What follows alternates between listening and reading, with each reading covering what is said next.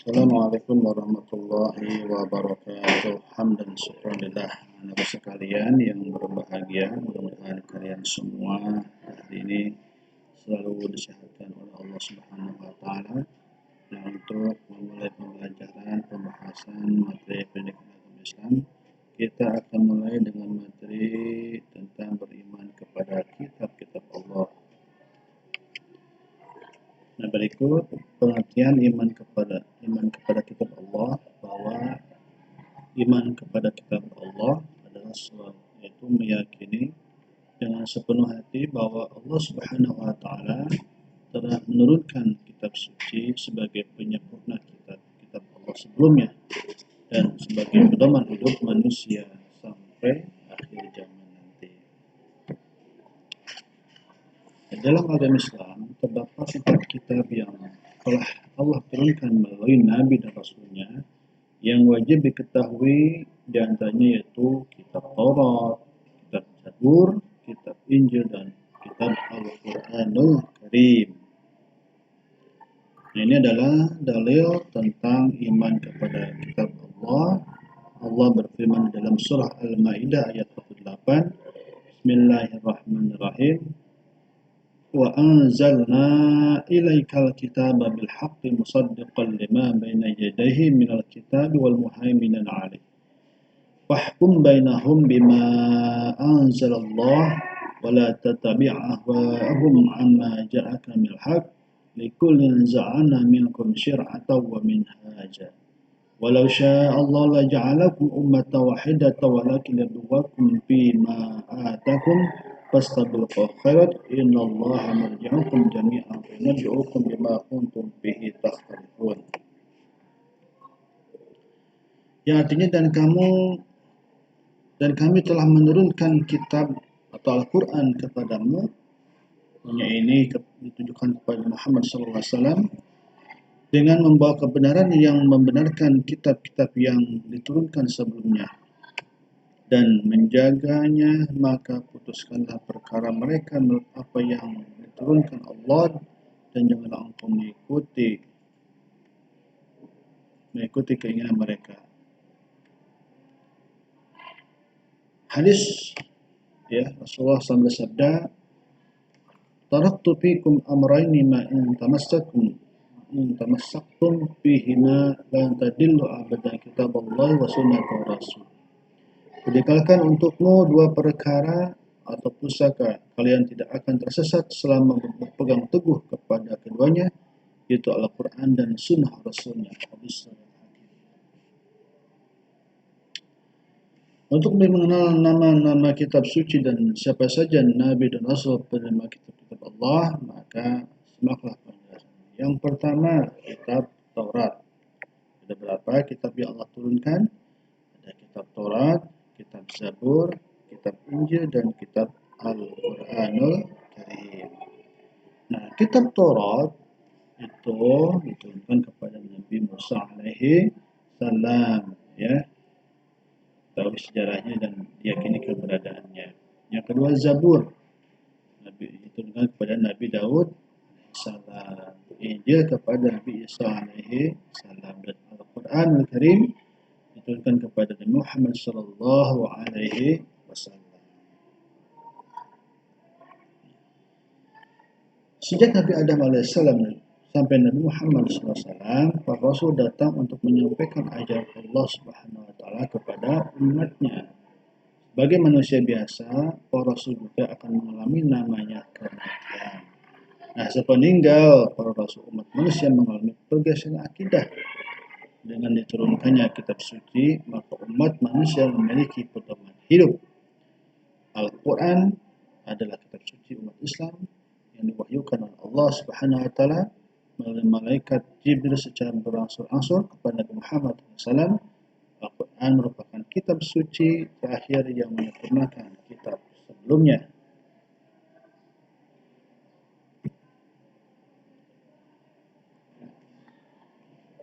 Kitab Taurat berasal dari bahasa Ibrani yang artinya perintah atau instruksi.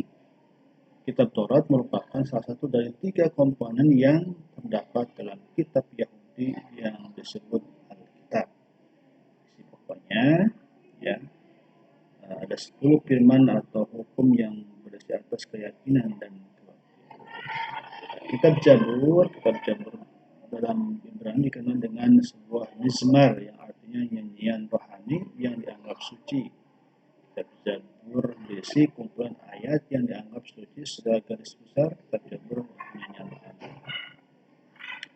Kitab Injil diturunkan Allah kepada Nabi Isa dengan menggunakan bahasa Ibrani, namun pada akhirnya Injil ini menjadi dua, ada perjanjian lama, ya, ada perjanjian baru.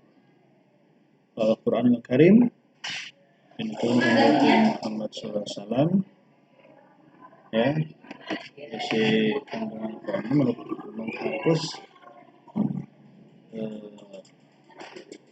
sebagian ayat yang tertera dalam kitab terdahulu dan melengkapi dengan tuntutan yang berlaku umat manusia saat ini. Al-Quran sebagai penyempurnaan.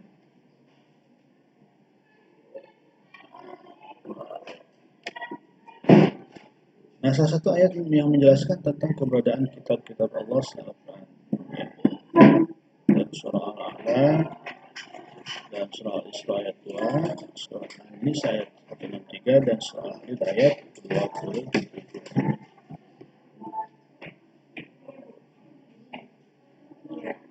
Allah telah menurunkan Al-Quran dan sebagai satu mukjizat yang membutuhkan Rasulullah Muhammad SAW dengan segala sifat dan kesempurnaan. Al-Quran merupakan kalam Allah yang diturunkan melalui malaikat Jibril kepada Muhammad SAW di Gua Hira, Makkah, Arab Saudi. Al-Quran turun berangsur selama kurang lebih 23 tahun.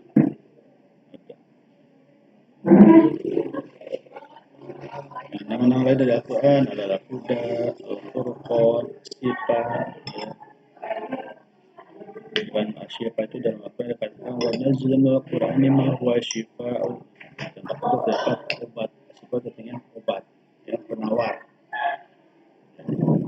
Al-Zikru, ya, sebagai peringatan, dan Al-Kitab sebagai firman Allah. Isi pokok Al-Quran, ya, tidak ada iman, ibadah makhluk maupun Ramadan, dan amalan kisah Rasul perjalanan Nabi Rasul semangat membangun pemahaman. Apa tulisan Al-Quran?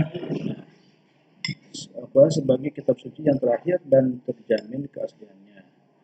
Sebagai informasi kepada setiap umat bahwa Nabi Rasul telah mempunyai syariat atau aturan dan cara masing-masing dalam melakukan ibadah. Sebagai petunjuk dan rahmat bagi orang-orang yang beriman dan bertakwa. Apa tidak dapat bertanding kalau tidak manusia yang ingin menyimpangkannya. Al-Quran sebagai tauran ilmu, membaca dan membaca Al-Quran merupakan ibadah.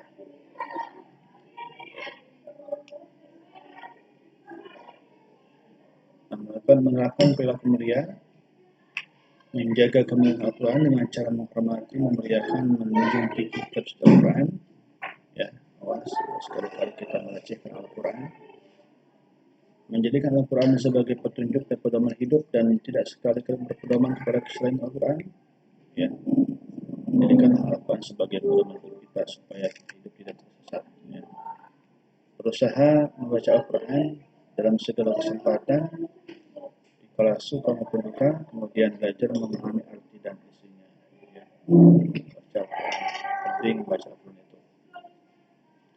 Berusaha mengamalkan isi Al-Quran dalam kehidupan sehari dan lebih baik waktu sakit maupun waktu lapar. Ya.